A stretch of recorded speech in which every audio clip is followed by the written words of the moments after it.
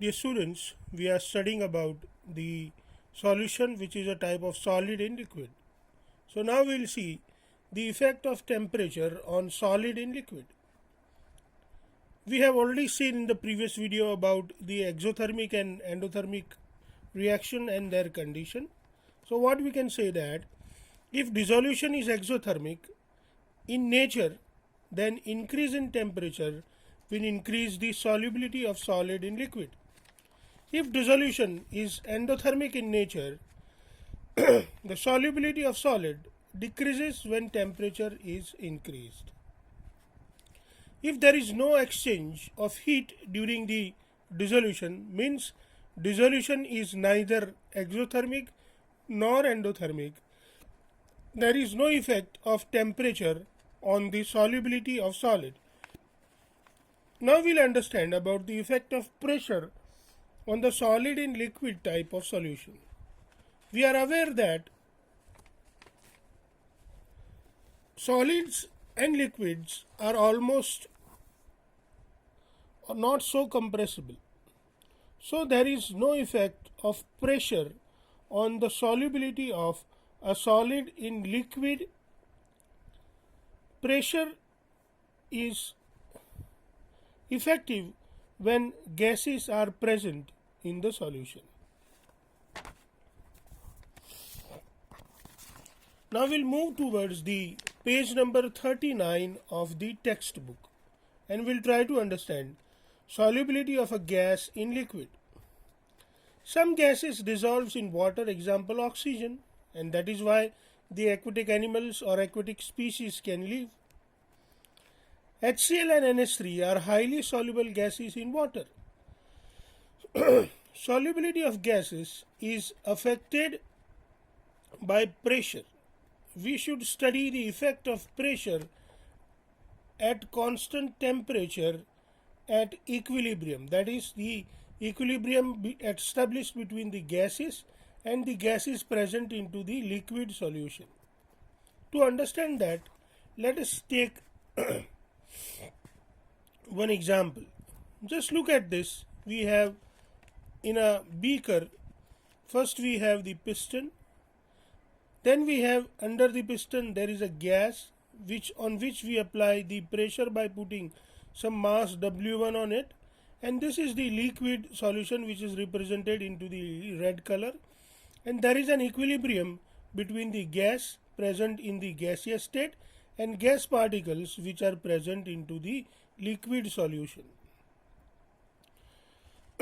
Now what happens?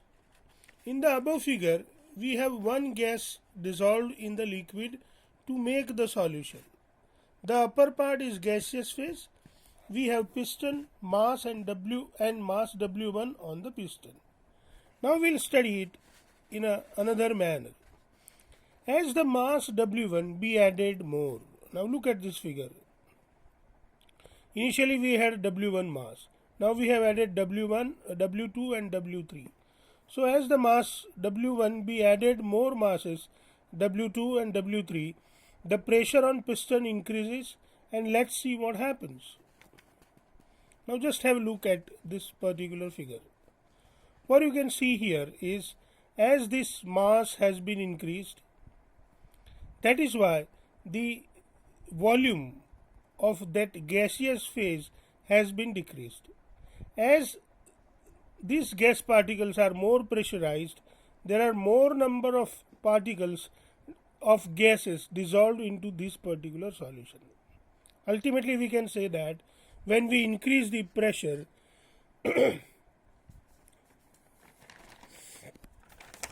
the solubility of gas increases into the solution.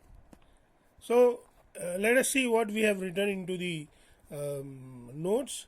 As the mass on piston is increased, piston applies more pressure on the gas, thus more gas is dissolved into the solution.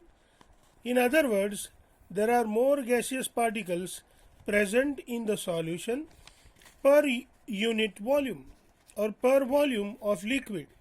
We can conclude that increase in pressure increase the solubility of gases in liquid. Now let us understand about the Henry's law and Dalton's law. Let's first try to understand this.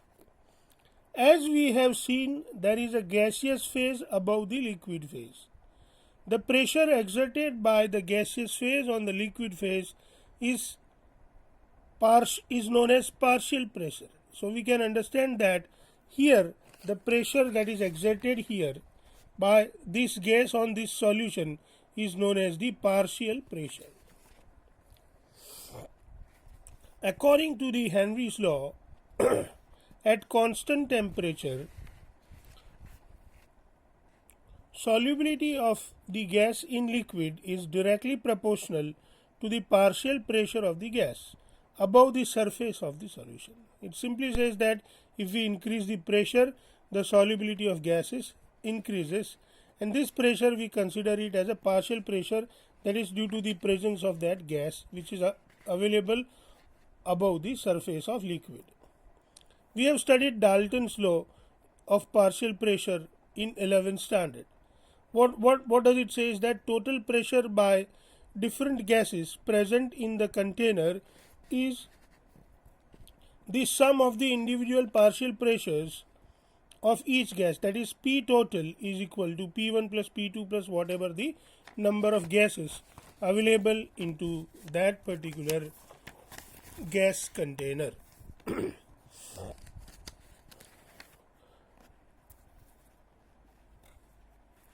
About the solution of gases in liquids, Dalton independently concluded that solubility of a gas in liquid solution is a function of partial pressure of the gas.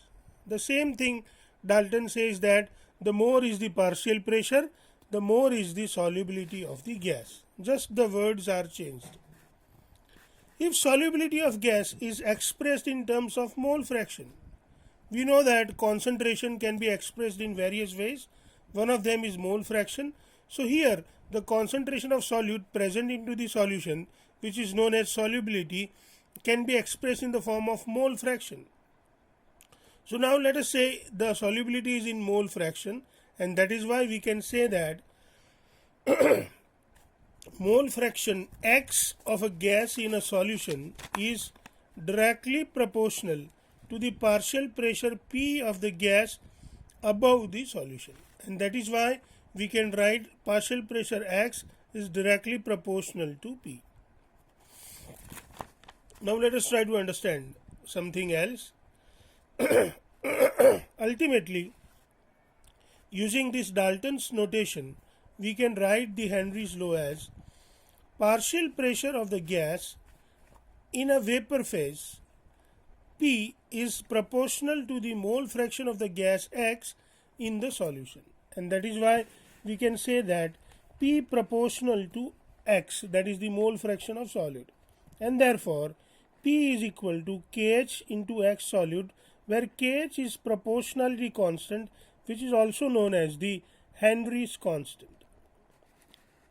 Suppose we write P is equal to KH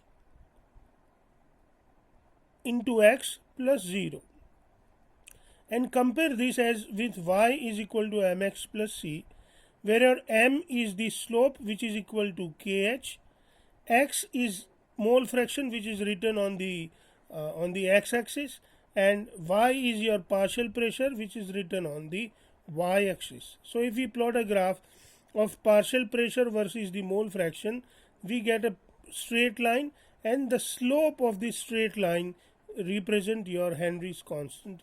Please remember this concept, it is very useful.